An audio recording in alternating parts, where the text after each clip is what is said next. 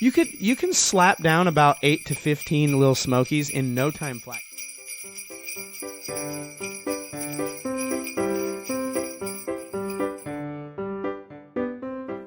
Welcome back to Privy. Privy is a podcast about bathrooms, recorded from my home bathroom. I'm your host, Hunter Hoover, and I love bathrooms. Welcome back. Happy holidays, joyous whatever, and Merry Christmas to you. We are, today, clock it, sitting at about 10 days, depending on when you're listening to this, away from the big day, Christmas morn. And if you're like me, you are in the parental side of Christmas where it's so close, and you know that there is a new gadget or toy wrapped underneath that tree that will entertain and just motivate your child. And you weigh, with each passing moment, with each day, that, you know, you're right on the edge of like, man, there seems to be like a lot of emotions today. Of it being the day where you say the phrase, you know what, why don't we open a gift early? Now, I'm not against this. I'm not against the early Christmas gift. In fact, I'm a proponent of it. I was the beneficiary of the early Christmas unwrapping as a child. My dad, to overshare, my dad was in the military, and so frequently I would not get to open gifts on Christmas morn. And so I regularly would open gifts on the 22nd, the 23rd, because if my dad worked the 23rd through the 26th, it was open them early or open them late, and God forbid you open them late. And so, parents, you are in that telling time, that strange moment where you are going to have to make the decision. Do I let Lil Dougie unwrap his Christmas gift early, or do I save it? Do I make him, and the suspense, allow it to build to that moment on Christmas morn where Lil Dougie rips open that package and is surprised? Which is it going to be?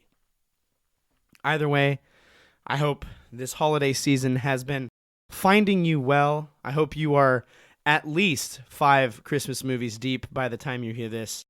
And Merry Christmas. I wanted to check in briefly. So I regularly eat leftovers past what I would say is the recommended amount of days that you should allow leftovers to steep. That is the official term for allowing leftovers to sit, refrigerated or otherwise, before you eat them again. So recently we went out to eat at Ye Olde Cracker Barrel. Now, if you've never been to a Cracker Barrel, first of all, I'm quite sorry. It's a old-fashioned country western store, but not like country western. Like, it's got like weird home goods and stuff. It's pretty cool. But attached to it is a restaurant that serves just the purest comfort food that you will ever eat at a dine-in restaurant. And they also are notorious, and in our instance here, gave us an ungodly proportion of food. I ordered the glazed chicken tenders, thinking, I'll get about 4, maybe 6 tendies if I'm lucky. These folks rolled out with 8 tenders, and I'm not talking like your gas station, like hot case size tender. These tenders were each like about 6 to 8 inches long and about 2 inches in girth. Now, yeah, girth.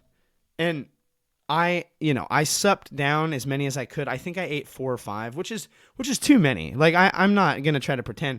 But the reason I was pushing for all 8, and I couldn't get across the finish line, but I was pushing for all 8 because we had to drive home the next day, and these tendies were going to sit in the box, in the car, all day, waiting for me to warm them up, probably the following day, if not the following day, or in our case, the following day. So Sunday goes by, we do Sunday dinner, hang out, and then Monday I take this box of chicken to me to work at the school. And, most people in the room informed me that what I was getting involved in was a bad idea. I didn't heed their warning, and I didn't get the stomach flu, but I got just just a classic, like what I like to call bad tum-tum. You know, you're visiting the bathroom multiple times in an hour. You just have a general feel of unease. It doesn't feel sick. It just feels uneasy. And so what I've learned is that you can eat 3-day-old Cracker Barrel chicken unrefrigerated, but it's not the preferred method. Like, definitely better fresh, just saying. Speaking of meals, this week we're going to be talking about Christmas meals and Christmas traditions. And I think there are some people who oddly reserve ham for Christmas, where they would say the dirty bird, the turkey, the dirty bird, is for Thanksgiving. It's the Thanksgiving meat piece of choice. Now, I know there's the ham lobby out there lobbying for Thanksgiving. But like, the Thanksgiving turkey is like the entire thing. I'm not saying it's the entire thing. Like, being thankful is part of it. But like, like, don't be let turkey have its spot. Like, don't replace the turkey. Just have both. I remember growing up, some of the best Christmases, the Christmas dinners were spent eating pizza, because that's what's open, and chips and dip or Little Smokies. My grandmother and my mother would always have just a crock pot full of Little Smokies, just swimming in that like barbecue water mixture. Oh my gosh.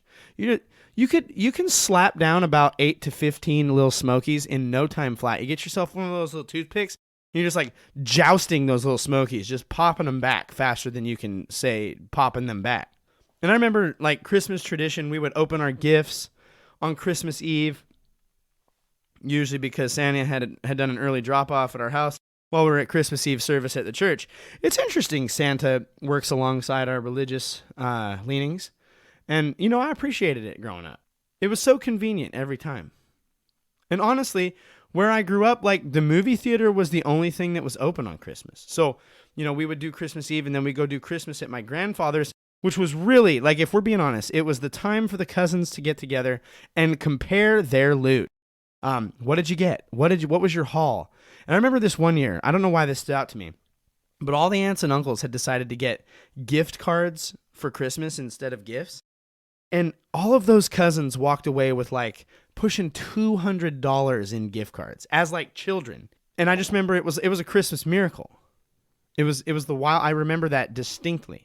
But then after, you do the family things for the day, and then it's like, hey mom, can I go to the movies with the homies? And we'd always finish up our family time and later go to a movie in the evening with my friends. Now that my kids are growing up faster than I'd like, little tykes, we're working on laying down our own Christmas traditions. And I got to share this because this one's pretty good. I got to share it before my children get home. They're going to get here pretty quick. But one of the traditions that we do is, and this is new this year, but we purchased a gnome Christmas tree topper, and we placed it upon our tree. And since placing it upon our tree, we have begun to fill our home with various festive winter gnomes, claiming to the children that we have no idea where they've come from, that they are overtaking our home. And it's fun, you got to have your little things that you do. We've looked at wild Christmas traditions throughout the world here on the show before, from the Cagney to the Tio de Danal. There are all sorts of weird Christmas traditions out there. For those who don't know, the Cagney, or the Cagner, whichever one you want to say, is an addition to the traditional nativity scene, usually featuring a small child taking a poop in the background. And this is to remind the onlooker of the lowly birth of the Christ child. The Tio Nadal, whatever, I'm goofing it up. Tio de Nadal was the poop log. He's a little dookie log, anyway, that kids push into the fire and he burns. Yay. And he poops out treats. That's like his whole thing. He's a log. Anyway. And we've had a lot of these Christmas traditions that we've looked at. And they've been wild and somewhat bathroom related in nature. But it took some digging. But this year we found another treat for you.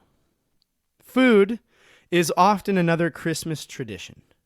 For ages, the Christmas duck or goose, later swapped in for the turkey, is the norm. Heck, why do you think they got so many birds in the 12 days of Christmas? You know what I mean? Like, I'm pretty confident the reason they've got, like, so many birds is they're eating half of them. Like, do people eat partridges? Can you eat a partridge? I mean, obviously you can, but like, do people do it? Pears are good though. But there's this seemingly pointless feud between the turkey lobbyists and the ham enthusiasts. And the ham buddies seem to want to take back Christmas as the swine's day to shine. But that's just not it, because I always thought of ham as an Easter food, not even Christmas. I mean, I know Christmas ham, it's a thing. But like, I don't know why. I always thought of Easter ham. For me, I think if like Little Smokies and just eating way too much sweets at Christmas, like I said. But in other parts of the world, there's some strange Christmas meal features.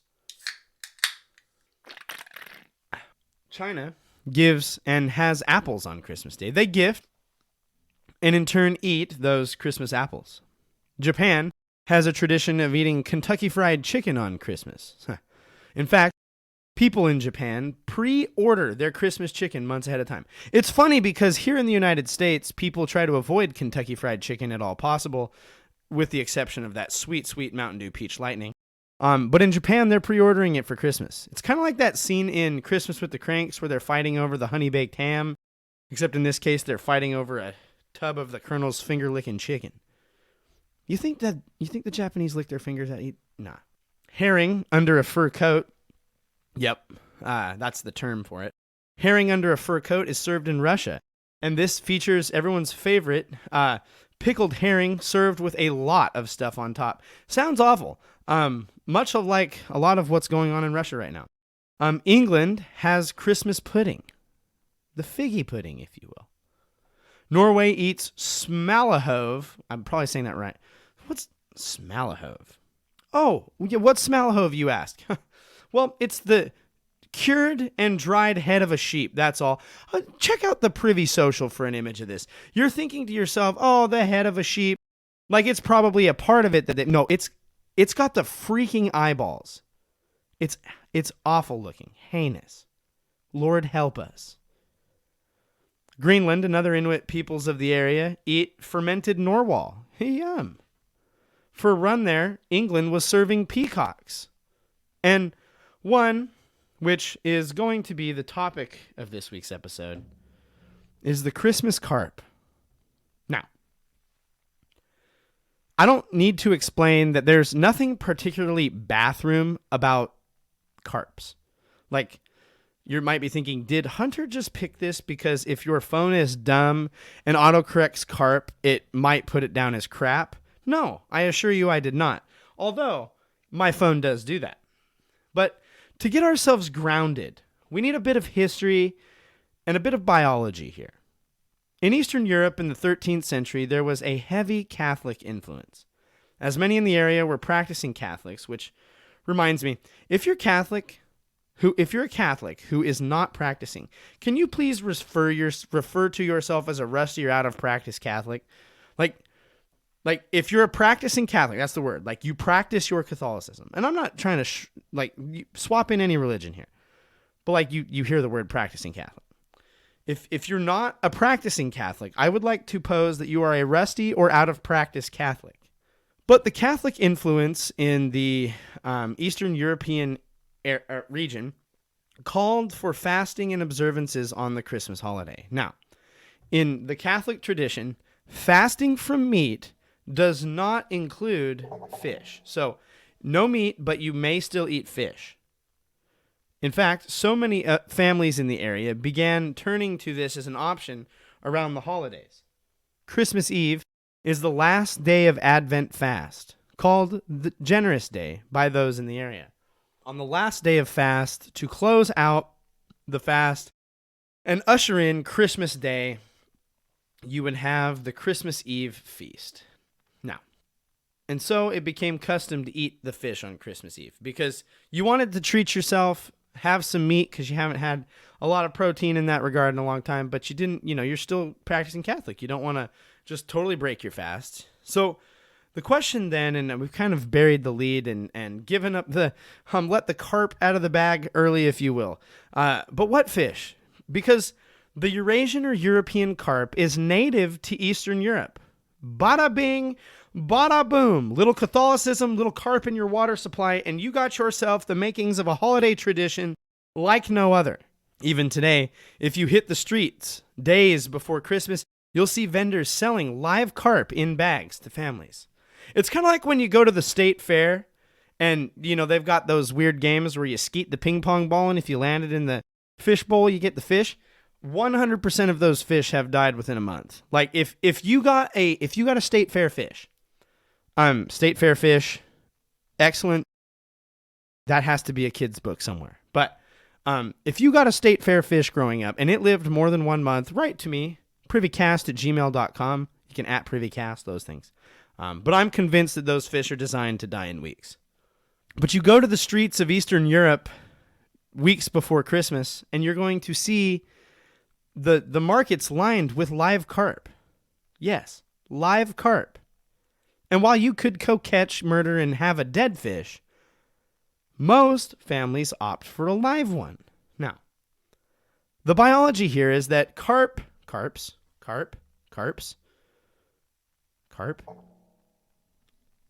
going to go with carp.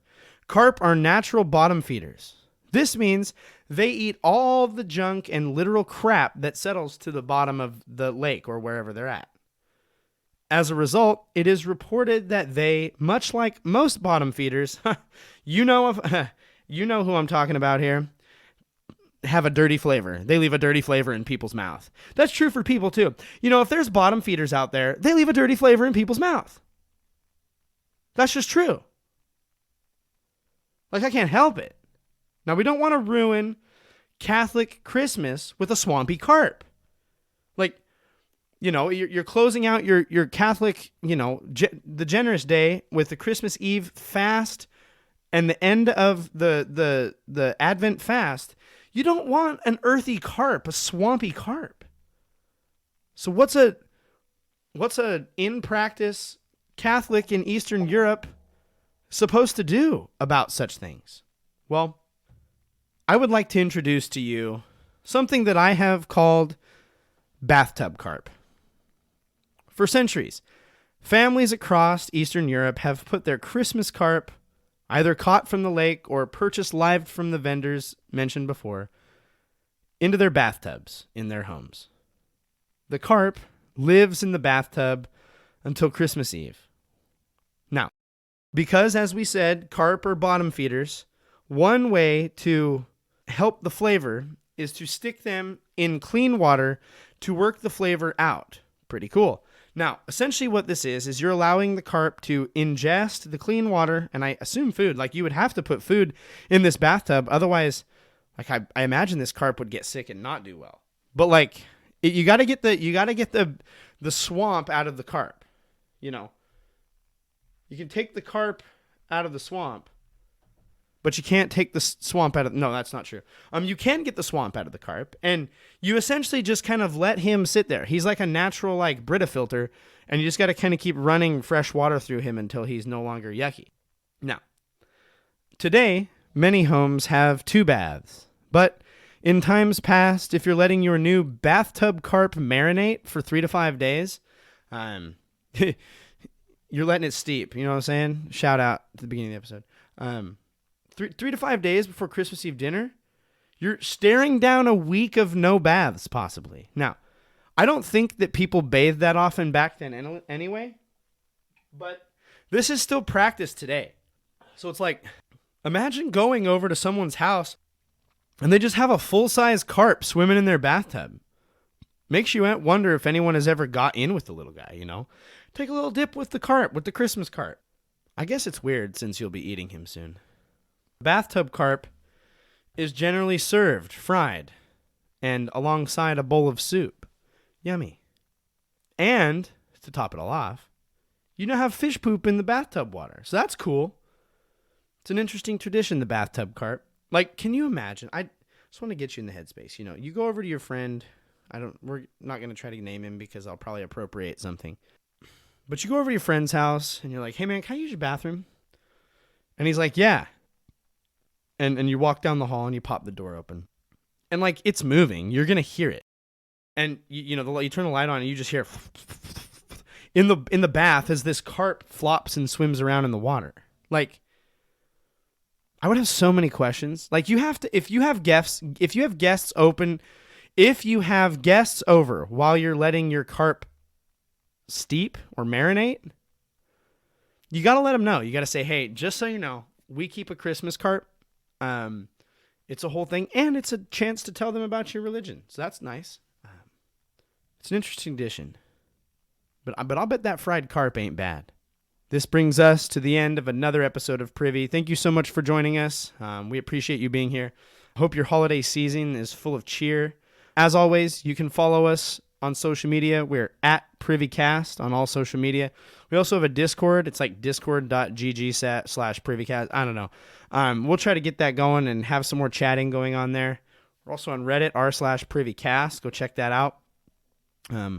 And feel free to post on those things. You know, if those are like social medias where they're like walls, feel free to post there. Bathroom stuff, pictures, potty shots, all those things. As always, you can send us an email, privycast@gmail.com. We'd love to hear from you. Episode suggestions, ideas, feedback, all those things. Leave us a rating or review. The 5-star option is our preferred. And if we can get more of those reviews, it helps people find the show. And is just something that helps helps get the show out there in front of people, so that way they can get this very important information. Yeah, so leave us a review. We would love to read that here on the show.